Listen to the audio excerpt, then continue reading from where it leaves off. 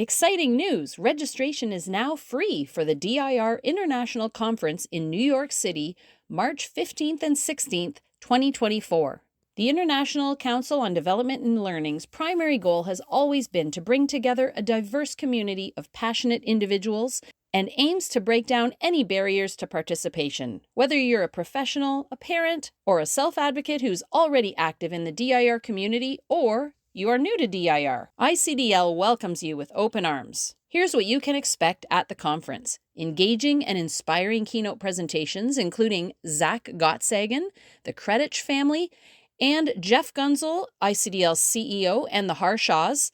Interactive workshops on a wide range of topics, incredible workshop presenters from around the world, networking opportunities to connect with like-minded people, presentations from professionals, parents, and self-advocates, and a closing performance by Zane Harshaw of the band Blue Spectrum, and much more. Spread the word, invite your colleagues, friends, and anyone who shares your passion for DIR. Let's make this gathering the most vibrant and inclusive yet. Visit www.icdl.com/conferences for more information. You're listening to Affect Autism, where affect is the #1 tool we use in supporting child development through playful interactions. Welcome, Sabrina O'Keefe, speech therapist and DIR expert and training leader, joining us from nearby to me, Orangeville, Ontario. We will be discussing Gestalt Language Processing, and I know I pronounced that right because Sabrina is German and she told me how to pronounce it. And listeners have been requesting this podcast for so long. So thank you so much, Sabrina, for agreeing to do this podcast with me. You're welcome. I'm excited to be here. Yes. Now, for the listeners, just so you know, Sabrina has been my son's speech therapist off and on for a number of years. So I know her professionally in that way. And she is the only DIR floor time person who's ever been able to keep my son engaged on screen for any length of time and for the entire 45-minute to 50-minute session of speech therapy. So this person is an awesome floor timer. So thank you, Sabrina. Thank you. Thank you. Gestalt language processing is sort of synonymous with scripting, with delayed echolalia. And we're learning more and more about Gestalt language processing because we are privileged to hear the lived stories of autistic adults who are talking about the way that they developed and learned language. And this particular term, it's not new. It was first sort of thought up in the 70s. Ann Peters, followed by Barry Prezant, followed by Marge Blanc, were using the terms. And it's essentially just a way of naming how someone acquires language. And you can either be a Gestalt language processor or an analytic language processor. And I have a feeling that Gestalt language processing was kind of a mouthful. And so it kind of worked better to call it scripting or delayed echolalia in kind of other circles. But now it's getting a comeback. So we're using the full term GLP, a Gestalt language processor. So scripting is pretty self-explanatory. So a child might say, like in our podcast with Jahan Shahata Abu Bakr from a number of years ago, she talked about a child who was scripting who said, "It's raining, it's raining." And if you didn't know anything about the child, you would just think it's senseless speech. But the child had marked, to use Ira Glavinsky's term, the experience of being on a field trip when it started raining and the teacher was getting everybody into the bus. So it was a little bit of a hurried, frantic situation. So anytime anything frantic happened, the child would yell, "It's raining." And as we hear from Barry Prezant, who you mentioned on the Uniquely Human podcast, he talks about all the time how we cannot dismiss scripting as meaningless speech, which has sort of was the norm when my son was diagnosed over 10 years ago. And now we understand, no, scripting is meaningful. That's what Jahan talked about in our previous podcast. But let's talk about what echolalia is, because my understanding is a child will repeat what you say. So there's two terms of echolalia. There's immediate echolalia and there's delayed echolalia.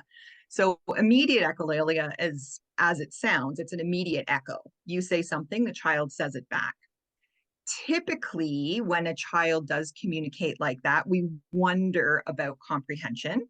But if a child were to experience a frantic event and pull a delayed echo from what they heard before and attach it to the current meaningful situation, it's raining is the delayed Gestalt. It is the unit of language that was important in that moment in their life to represent that feeling.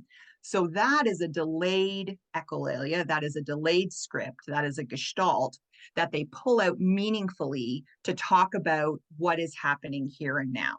So is it echolalia? Yes, but there are two different types. I'm wondering if there's different types of scripting too then, because my son will recite lines from the Super Mario movie and Mhm. he's just really just replaying it in his head, laughing to himself, using it maybe to try and connect with me. Mama, do you yield? Or whatever, which is what, the penguin says to Bowser. And he'll just Yes. repeat these lines. And that's sort of a playful kind of just rehashing his interests. And then there are other kids who will do more what we talked about, the it's raining thing, where they may be non-speaking, Mhm. but every now and then this script will come out from a movie, and the parent, if they're attuned to that, Yeah. understands that they are replaying a scene that has emotional content that's similar to what's happening in the current situation. So it is meaningful speech. Yeah, for sure. I mean, and the idea is that you pick up these units of language, these gestalts from your environment. And the current language environment for a lot of kids is media, and it's media scripts. Whereas in the 70s, when this idea was first kicked around, that really wasn't the environment from which you were drawing language. You were drawing language from interactions with family, from peer play, from observing the environment. So now these media scripts are becoming more pervasive. And so Ann Peters would say that a gestalt is a unit of language, and that unit could be one word, it could be a 5-minute monologue. It could be something, varying in length because the sources are different, and they're so different now because of the media influence. So the thing with the Gestalt, when it's being used meaningfully, it's usually a way to connect with another person, right? And we want that reaching out, that engagement, that connection. And we have to be very, very good detectives to figure out where that is coming from and what emotion is part of that and what have they experienced so that this language is just so meaningful. But we want to move those kids forward from using those long media scripts or media gestalts because they're tough to carry around. They're tough to use and grow with as you get older. So what's really cool now, I think why Gestalt language processing is just so exciting is because therapists are now learning about how do we, and parents too, there's a huge network of parents getting really smart on how to be the best language providers for kids. So there's it's called natural language acquisition, and it is Marge Blanc's baby, and it is a way of moving a child from delayed echolalia, from the use of gestalts to spontaneous language. And so it is the process now of taking that script and making it powerful and making it spontaneous. So to answer your question, yes, two different scripts, but and the source, it's the source, right? It's the day we have media, so that's where they're taking their ideas from. So it's just a bit of a different process to work through that. So I guess let's go through a fictional scenario of you getting a client. Yes. How do you assess what type of language processor there are in the first place? And then what do you do?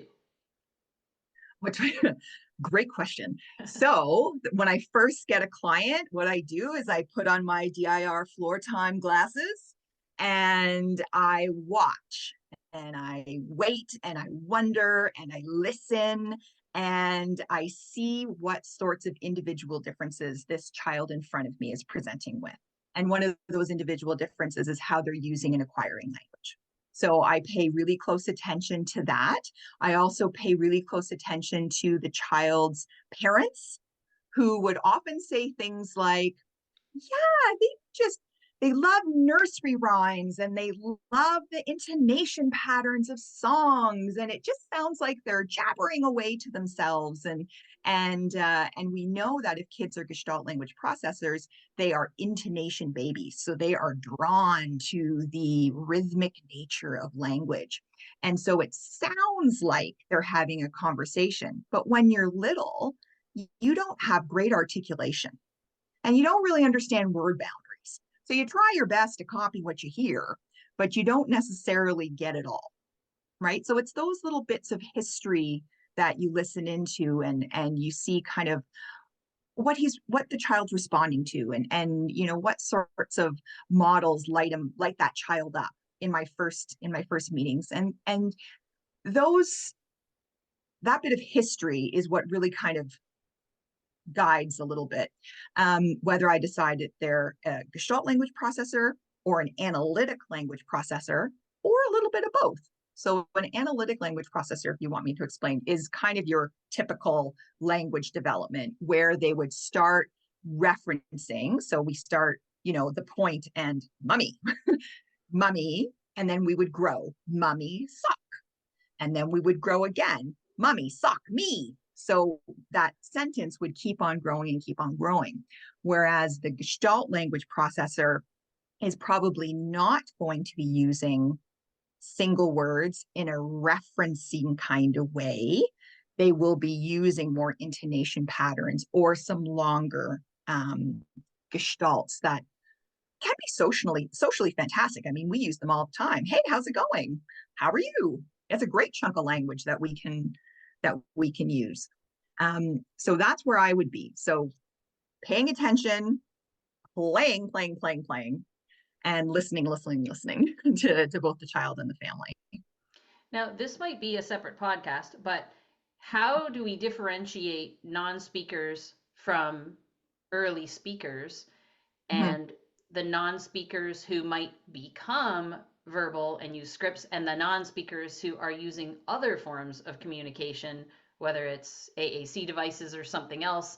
Maybe that's a separate podcast. I don't know. It might be, because I don't know enough about that. However, there is a big movement about providing Gestalt language processors with appropriate messaging on their devices, something that's going to make more sense to them. So more of those, the phrases that, we can talk about in a bit about what exactly it looks like, rather than combining words on their device to form a sentence. They're getting a larger amount of language to dig into, which matches their learning profile. Sometimes it's a matter of, wow, we've been doing this a long time and it's not working. Let's try something different. And so we go in the other way. Or there's always clues about how the child is interacting at home, if they're drawn to melody, if you hear a little bit of that humming and you think, okay, maybe this is the way that my child is acquiring language and is processing language. So it's worth paying attention to. It's worth wondering about, for sure. And it is definitely probably another podcast about how the people who are actually programming these devices or putting together communication books and boards for kids who are Gestalt language processors, what sorts of information they're using to gather. But it is fascinating. It's a growing interest in the area too, for sure. Yeah, and as you mentioned, just hearing all of the self-advocates who talk about the way that they process language, it's just informing the field so much. And we're seeing more autistic speech therapists and people that are more in tune with what they experienced growing up and helping others, which is an interesting, a very important development in the field that Absolutely. has changed things a lot. So from what you said, my son's definitely Mhm. an analytical language processor because he started Okay. with the go nanny's house, yes. Yeah. And single words at first, mama was his first word. Nice. But that was before his brain inflammation. And after his brain inflammation, he lost all his speech and language. And it Mm. started the same way, like single words and then adding and, that typical language development. And so I'm familiar with the stages because I watched my son go through it. But what would the stages in a Gestalt language child look like? Or I don't know if that's the Yeah, right way to. Gestalt language processor. Yeah, no, it's very interesting. So when you have your analytic language processor and you're starting with your single word and then you're pairing two together and then you're growing in the scheme of natural language acquisition, that is starting at stage 3. So that idea of single words and combining words starts at stage 3 of a Gestalt language processor's natural language acquisition, which means that the GLP has 2 stages before that. So the first stage is the use of the Gestalts. So for example, I thought of a couple of examples. So one little guy I worked with, he would frantically touch his mom and he would say, Mama called the doctor and the doctor said, Mama called the doctor and the doctor said. And that was his Gestalt, had nothing to do with wanting to jump on the bed, did not want the monkey song. What he wanted was his mom's phone. So that was his Gestalt for wanting to get his mom's phone. Okay. So that's his stage 1 Gestalt. The problem is it's pretty long and we really kind of need to break that down. So in stage 1, we want to start to give kids Gestalts, phrases that are easily breakdownable. And the fancy word is mitigable. We want mitigable gestalts, if we want to make it even, harder to say. We want to break these things down. So if he's saying, Mama called the doctor and the doctor said, and I know that he's wanting his phone, I might say something like, let's find it. Let's look. Where'd it go?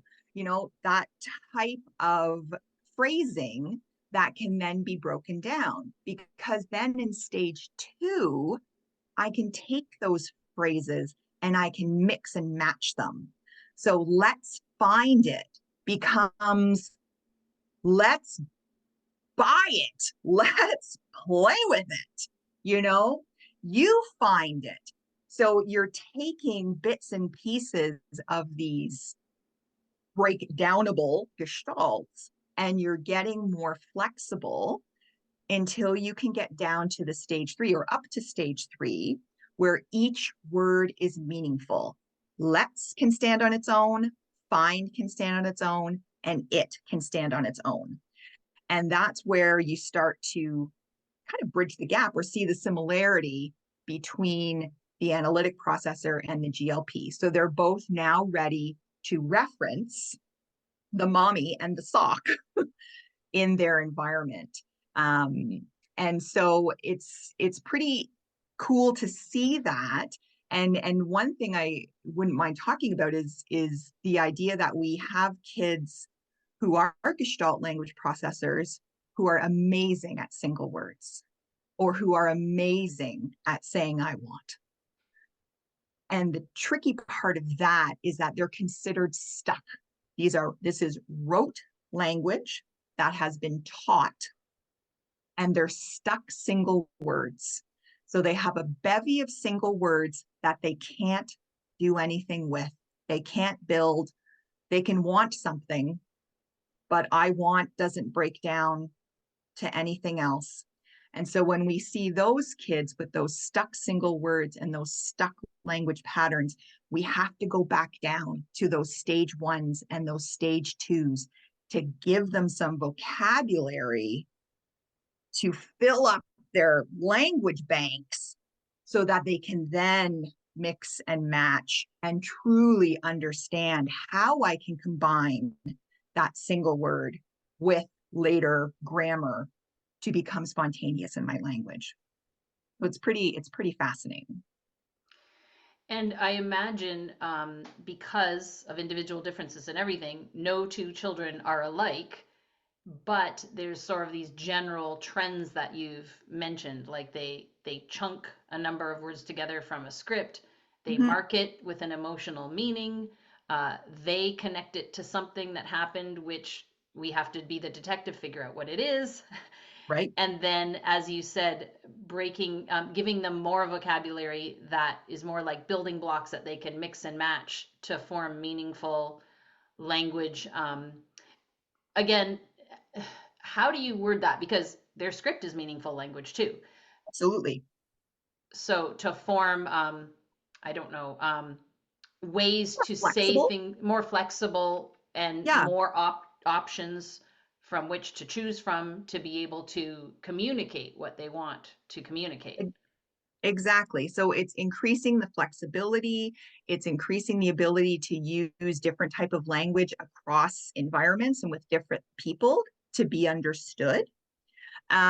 So it serves them well, but we want to be able to grow because we always want to expand and be able to interact and engage with more people and more in environments. Do a lot of these kids continue to use gestalts as an adult? Sure, absolutely. But as they get older, and if they've gone through those stages, then they're going to start to look a little bit more analytical. And so it's it can serve them well. It's not it's not 100% like you're either a GLP or an ALP. There's going to be little bits of both. And the same thing too, if you are a stage 2 language user, you're not 100% stage 2. You're going to have some stage 1s, you're going to have some like available single words, you're going to have a little bit of spontaneous grammar in your phrases.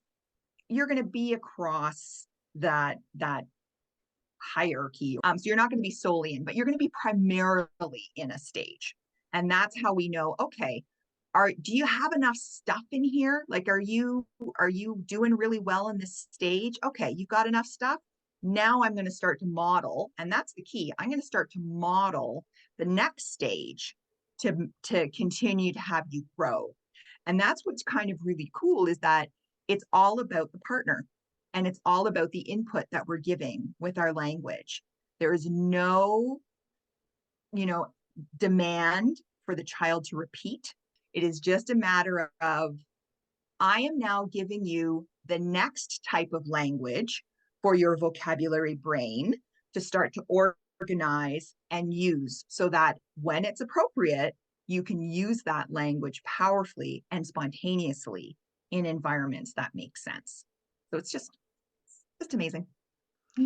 Now, this is important because if you have a family who doesn't understand, or schools, teachers, people around the Mhm. child who don't understand what they are doing when they're scripting and are, more training, speech and rote kinds of things, and the child maybe is stuck because they've sort of regurgitating memorized rote things and may or may not be matching it to the meaning, and then they're also using scripts. I imagine going forward it's going to be a lot harder, whereas when you have this understanding among the family and speech therapist, and you're providing all of this, like you said, modeling the Mhm. language that will help them build their vocabulary and be able to use language flexibly as they get older, they're able to communicate a lot more. And that's where, not dissimilar from DIR, we have all our functional, emotional, developmental capacities that build, and we're not necessarily in one or the other. We're jumping around, but you Gotcha. might primarily be in one area as you continue to progress. And then as you get older, um, you have that flexibility to go back and forth. So not that dissimilar, but I imagine that it's so important that this is getting out now, because once the kids, like when the children are younger, the onus Mhm. is more on us.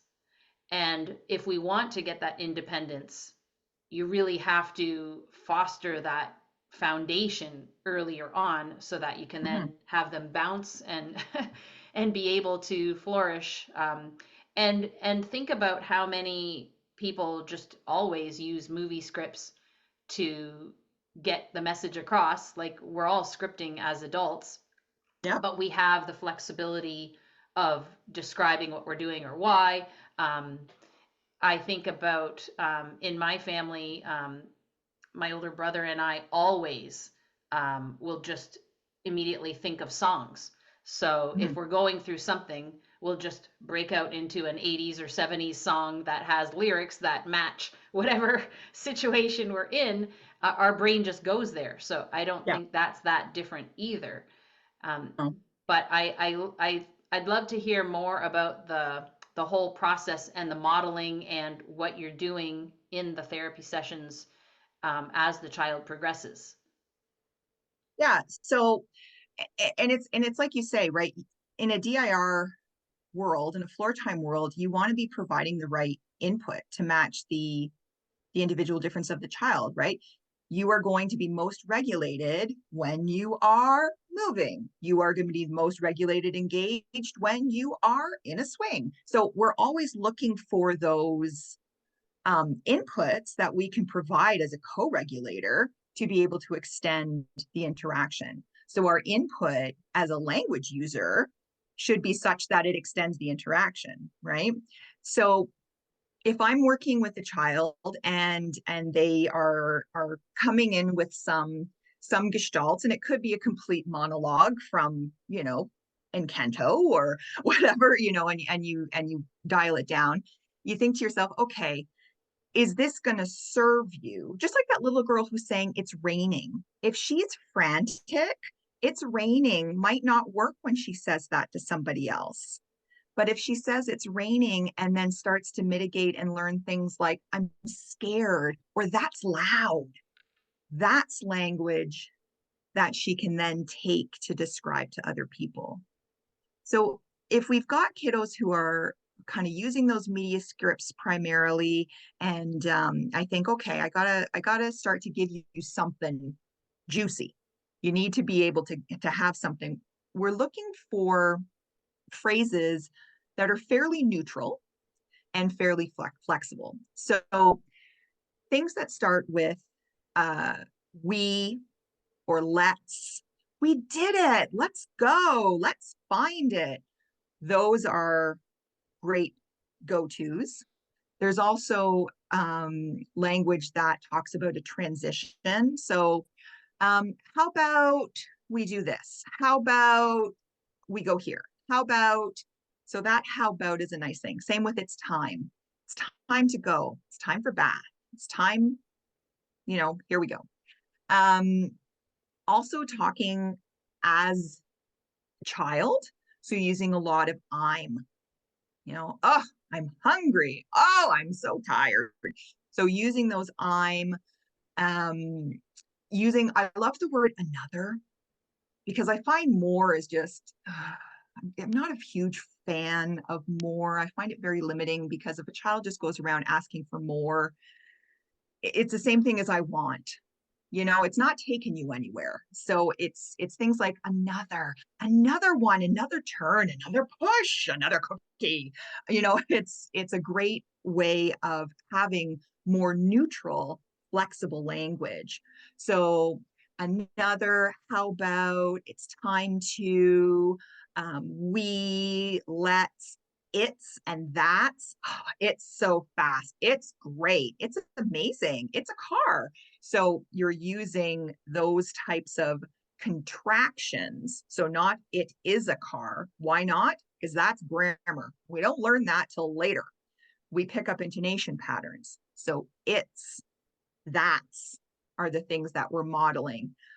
I'm gonna go, not I am going to go, because then you have a 3-year-old talking like a professor, right? I'm gonna go, wanna play, watch me. Those types of phrases are ones that a Gestalt language processor can grab onto and use them flexibly with their play. And they describe what their longer Gestalt might be meaning. So I use a lot of those, and it's all about, what is this child interested in? I see you're interested in doing this. I'm going to follow your lead. I'm going to wait, watch, and wonder and see what you're doing and how you're playing. And I am going to use comments that are going to support our interaction in this activity. So it's all about attunement and providing good models in a activity or in an interaction where the child is engaged in reciprocal communication and in a position to be able to learn. And so you've set those kids up for success. You're providing the right type of language models that they can then mix and match later. And so it looks like a big fun play session is what my therapy looks like. I mean, my therapy looks like a big fun play session anyways, but it's very mindful. I have to know what phrases I'm saying. I have to know what language I'm using, and it has to match the child's agenda so that I can join and be welcome in their interaction with my language. Yes, and I will say that in 2021, so yeah, 3 years ago, Sabrina and I presented at the New York City ICDL Rebecca School conference, showing one of her speech sessions with my son, and it was super playful, and that is what makes it fun for kids. But I'm thinking of a couple of questions that I know parents ask often in ICDL's parent support meeting that I facilitate. One, I think you already answered, and then so yeah, I'm okay. I'll just spit them out and then I'll go one by one before I forget what they are. How long am I going to be modeling? Let's do this, let's do that before I hear the child actually start using it? And secondly, and I know that'll be dependent on the child, and secondly, parents who say, well, my child is using improper pronouns. Now, you already said grammar comes later, but when you say I'm thirsty, or I'm hungry, or let's do this, or whatever, if you're saying we and I'm, and then the child um like says we instead of you or whatever, you're not worried about that? Not yet. I am not worried. I am worried about the child who comes up to me and says, do you want a snack? When they're actually saying, could I have something to eat? So Because they they've memorized that because someone taught them the proper way to say it.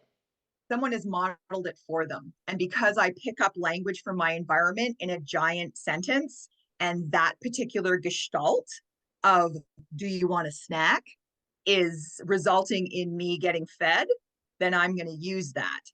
But the use, like, especially with 2 people, the you and the I and the correction, just, it's not worth it. So it's those ideas of keeping it neutral with the we and the let's, speaking as the child. I'm so hungry. You can navigate your way much better that way for sure. Yeah. So we're not going to, 2 and 3-year-olds should not be asking questions in reverse order. Like, we should not have word order reversal when we're very, very young. That is also a sign that I have picked up taught language or wrote language from my environment, because they don't speak like that. They don't say, may I please go outside? Or may you take me to the park, or whatever the ridiculous type of sentence might be. And then as far as how long does it take? It takes as long as it takes. Yeah. So let me just go back and say, so parents, if your child is saying we instead of you, or I instead of he, or she instead, if they're mixing up their pronouns, don't worry about that. Yeah. Until later, because that comes later. That's a much later stage. Yeah, we is great. And if kids are mixing up their I's and U's because they're trying to remember what their parent asked them, do you want a snack, Jimmy? And then he's like, I don't know how to answer with I, so I'll just repeat back, do you want a snack, Jimmy? That is a sign that those you and I pronouns, we're not ready to figure out where they are. So let's just get a snack. Right, You right. know, and then it's joined. And how long are we going to be at one stage? Kind of as long as it takes. The goal is 50%. So I'm always taking language samples, and parents can take language samples too. So it's writing down what the child says spontaneously. So not repeating you in your play interaction, but what you listen for spontaneously. And then I grade or I rate what stage each utterance is at. And so when you are spontaneously using 50% of a stage, so my child is speaking and 50% of the time they're using stage 2 gestalts, that tells me that we are going to be ready to move on to the next stage, and I'm going to change my language input. So again, it's not 100%, but sometimes that's the stage that people are at for a significant period of time. Sometimes it's minutes. Sometimes, and that's what happens a lot of the times with some kids, is that you don't notice that they're actually a Gestalt language processor because they just went through the phase in approximately 3.5 minutes, and all of a sudden they're analytic, right? So really does depend on the child, and to be there for as long as they need the support within that stage. Now, we haven't really spoken about age of child. Are just ges- Gestalt It's like GESH, Gestalt. Gestalt Yeah, processors, language processors, are they always autistic kids? Can neurotypical kids be Gestalt language absolutely. processors? How does that work? Absolutely. So there's the line that says most autistics are Gestalt language processors, but Gestalt language processors don't have to be autistic, is kind of Got it. how it goes. So, I mean, there's no harm in trying if you're working with an autistic little one, and there's no harm in wondering about, even if they're non-speaking at that time, wondering about whether or not this is the way they might be acquiring language. I might start to use those mitigable phrases with the child, as well as some nursery rhymes and some songs, and just to see if that lights them up, because there's a chance that they could be learning language in this way and processing language in this way. So there's no harm in doing it. Yeah. And then what age categories do you tend to see? Because a lot of autistic kids have quote unquote delayed onset when we're comparing them with neurotypicals, but that's typical for autistic children to Mm-hmm. speak later. So, what are the age groups that maybe you might start to hear? Like maybe the parents will say they didn't speak at all, then at age whatever, they started doing phrases, and then at age whatever. Like, is there sort of a developmental timeline for I autistics wish who there are GLPs? I wish there was. So in my practice, what's currently sort of happening is that I'm getting a host of 4 and 5-year-olds who have either been in ABA for a few years or have had other types of intervention, and then the parents are starting to get on Instagram and they start to wonder. And so I'm getting this group of 4 and 5-year-olds whose parents are now wondering if this is in fact how my child is learning and processing language, because when they were much younger, they were singing, they were talking to themselves like they're having a huge conversation. And kids do, babies do, up till 18 months, you hear that, you hear that jargon babble strings, and we're just experimenting with the flow of sounds and how that feels and sounds to us, and what sort of interaction and interaction that affords, right? So there is that playfulness. I wish you could say you're going to know by 18 months if it's a GLP or an NLP, but I don't. I do know that, the longer you are using your current language system, maybe it's longer to change to something new because you already have some patterns, or maybe it's really fast because finally someone is giving me something that I can work with. So it's tricky to say. Again, it's lots of observations. The parents are knowing how their child is attuned to music, attuned to language, attuned to tone, the types of words and such they're hearing. So they may start to have some ideas because now there is more information about it out there. So I may start to see younger and younger children, but as of right now, it is those kids that have wondering parents about, hey, could this be it?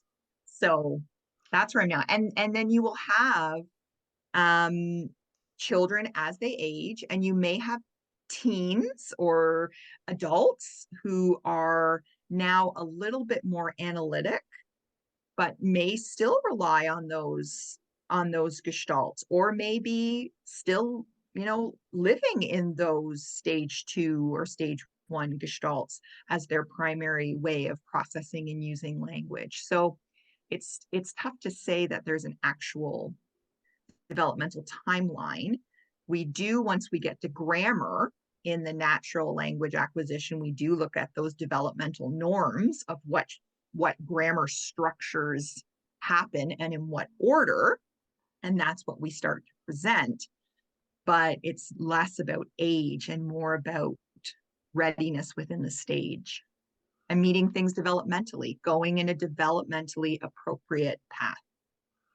So I think that's an important point that you made, not just for speech therapy, but in general, that development in general tends to happen in a certain way.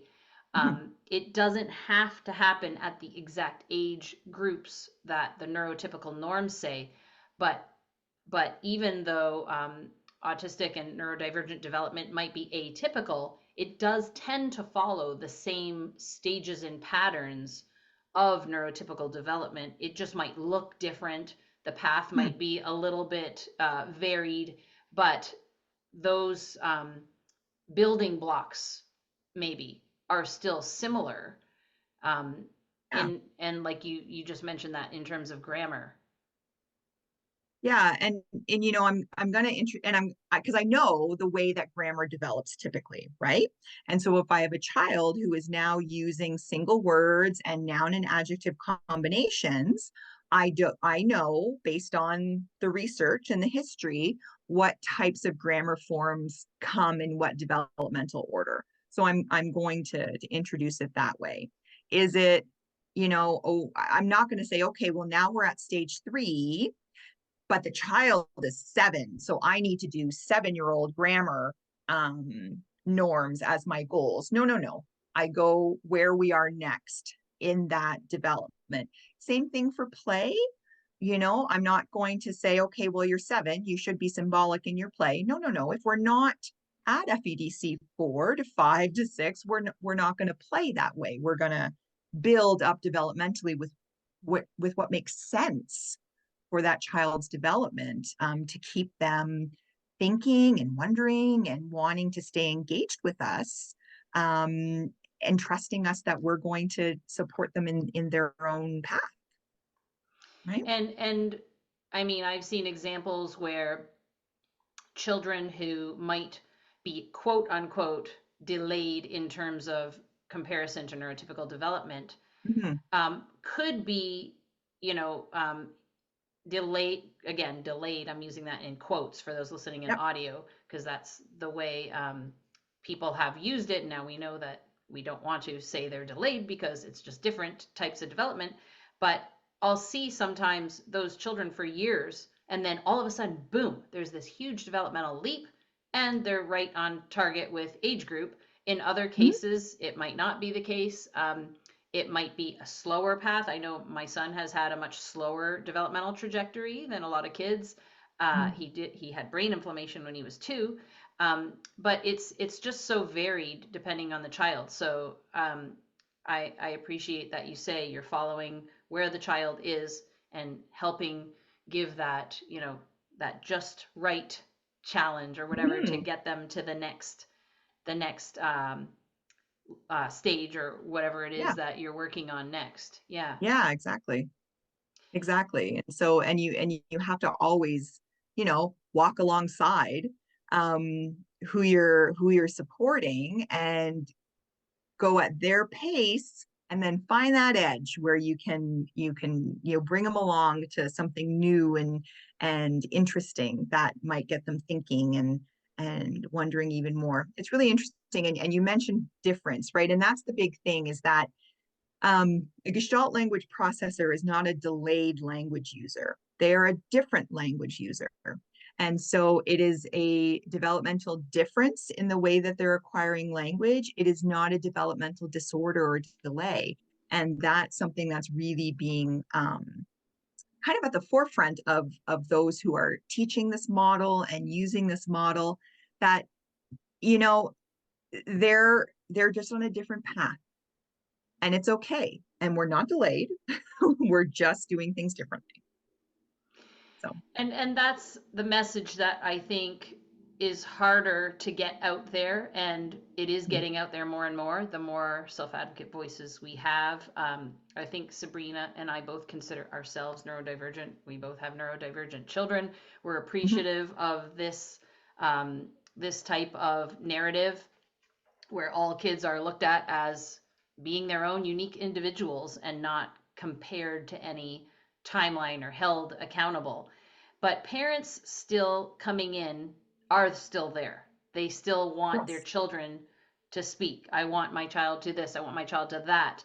Um, do you find that, I mean, this kind of seems to me like not not the best question because it should be obvious, but do you find that the parents that are on board and really jump on board and start to model this stuff, do you see that the children progress a lot faster or whatever than Yes. parents who maybe are stuck on their ideas of the way things should be?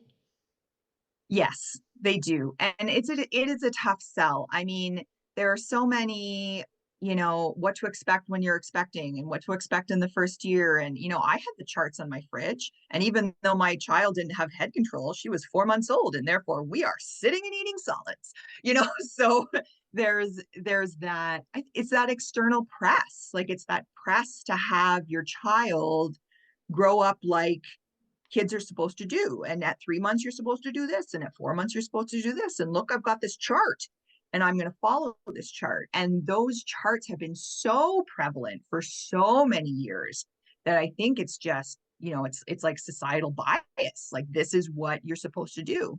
And when you have concerns, you go to your doctor. And what does your doctor do? Pulls out the same chart, So it's a tricky sell to shift from that and to really embrace that this is a different path. And when you have parents who are in it, there is an amazing thing that happens to just be in the moment. I had one mom say to me, she stopped as her son was lying in my lap.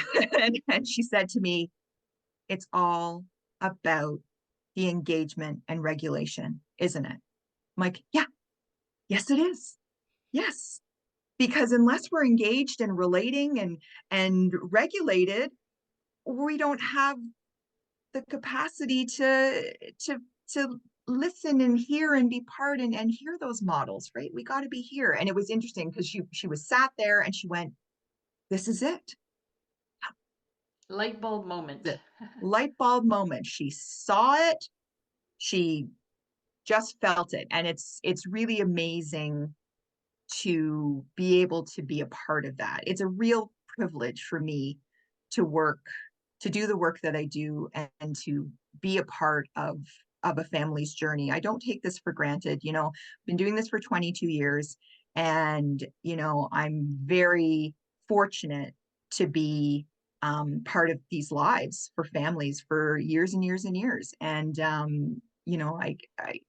I don't take that lightly. So important to see when families feel that same excitement that I do. Yeah, and I think that's really something that is tricky because we know that all parents love their kids and are trying their, well, we hope most, 99.99999%. There's Yeah. maybe a few deviants, but in general, parents love their children. They want to help them. They're doing what they think is best. And to bring them on board an approach that they're uncomfortable with, I think probably is the majority of the challenge that you might have with some clients. And I think I mean, what's the best way that you sort of get them to see that light bulb moment that that mother had? Um, well, I usually, first of all, I don't pull out a norm chart is what I do when I have my first meeting. I speak about how excited I am to see them, that I love playing with their kid.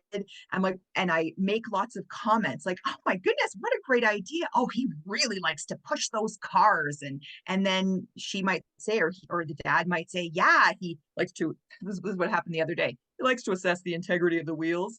And so you start to form relationship as humans, and that's shifted in my career because you have to have a balance, right? You therapist and client, you are not necessarily on an even playing field. Like the therapist kind of has the upper hand within that relationship, right?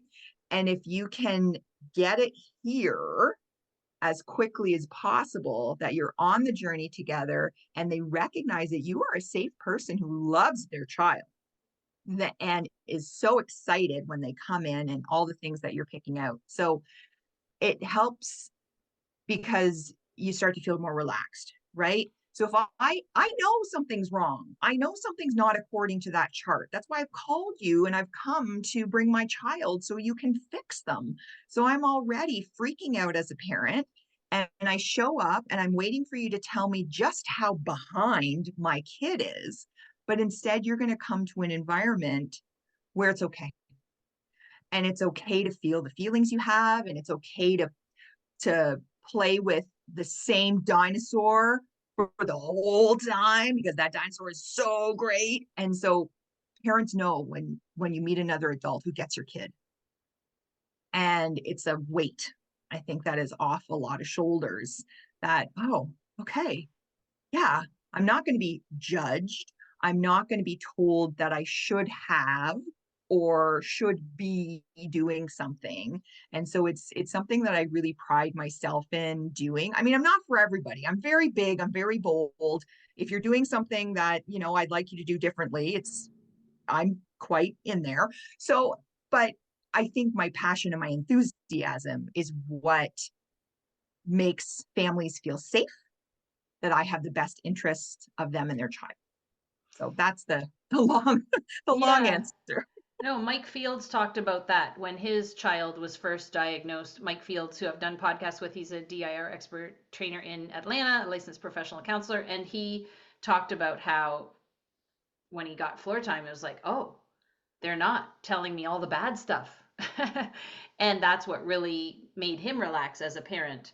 Mhm. And I think the other thing is when parents see how much fun their child is having and they're excited to meet with Miss Sabrina, as opposed to going to that other place where they're drained and they don't want to go and they're protesting. I mean, Mhm. I'm telling you, my son is super excited every time he has speech with Miss Sabrina. He's excited. Mhm. He talks about all the things that we're going to do, and Sabrina has the cool green screen and she puts up, the interests that my son is interested in, and so I think that also helps maybe parents to see, like, oh, okay, like you said, they get my child, and then you start to see some progress. So thank Mhm. you so much, Sabrina. Is there anything else we didn't cover that you Oh wanted to gosh, mention?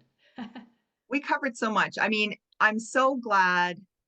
So Marge Blanc, who is the natural language acquisition GLP kind of, queen, I don't know, she speaks so much about how NLA and DIR are such good friends. And so as a speech therapist, to have a social emotional model match my language model, it's just so empowering. And so, I really encourage families to get curious about their child and about the language, and thinking about maybe there's something different that we could be doing, and to explore with their therapist, or find a therapist, or, just get curious. That's my, and take very good notes about what movies those scripts are coming from. So that, Yes. so that you can really, really tap into that. So that's the best. Be great detectives. So thank you so much, Sabrina, for finally we got this podcast done. I know I've been bugging you for a long time. Yeah, I'm so thankful that for your perseverance. I love DIR. I love floor time, and I'm really starting to love Gestalt language processing and natural language acquisition. And I knew that they went together. I knew that DIR floor time and GLP, or natural language acquisition, I knew they went together, but I wasn't able to figure out how I could conceptualize them together. And I tried to do things like, okay, well, these are the language models that would work best at FEDC 3, or, we would do this type of thing once, something else has been established. And I couldn't figure out where to put it within the model. And so I really struggled with that, and how to conceptualize it. And once, the light bulb went off, and I realized that, hey, this is an individual difference, then I could start to fit it into my model, and how I support from FEDC 1, how I can then support the child in front of me, knowing that this is the individual difference that is being presented, and I can support that way. So that was a big aha moment. And so now, once I realized I didn't have to jam that square peg in that round hole, and I could instead, wrap it up in a beautiful DIR floor time model, then I can now speak with confidence and passion about Gestalt language processing. So thank you for bearing with me. Well, wonderful. I'm really glad you added that, because I think any practitioners listening, if they've been having similar conceptual struggles, that'll make sense to them. And so thank you for that. And listeners, you can go to the blog post at affectautism.com under Gestalt Language Processing to find more information and links to things that Sabrina mentioned. So thanks so much, Sabrina. Thank you. The 2024 International DIR Conference is coming up March 15th and 16th in New York City, and registration is now free. The conference theme is Connect, Engage, Develop, and Learn with DIR. I can't wait to see the keynote presentations. Zach Gottsagen was the first child with Down syndrome to be included in the Palm Beach County School District. And after the ADA was passed, Zach filed one of the first ADA suits, which successfully challenged the Little League to include children with disabilities, resulting in all coaches being required to receive training in inclusion. The Kredich family will be presenting the magical story of the life of their son, Ben Kredich, who was tragically killed last summer. His parents and his twin brother and younger brother will be sharing their reflections of his life and how floor time helped shape who he became. I will be talking about ICDL's parent support meetings and how you can support parents with the concerns that they have. And there will be other presentations from Dr. Ira Glavinsky, Dr. Kathy Platzman, occupational therapist Maud LaRue, and so many more, including Dave Nelson, supporting critical thinking for adolescents and adults using current events, controversial topics, and a DIR attitude. Many presentations from staff at the Rebecca School, the DIR floor time school in Manhattan. It's not to be missed. Registration is now free. I hope to see you there. Check out icdl.com/conferences for more information. Until next time, here's to choosing play and experiencing joy every day.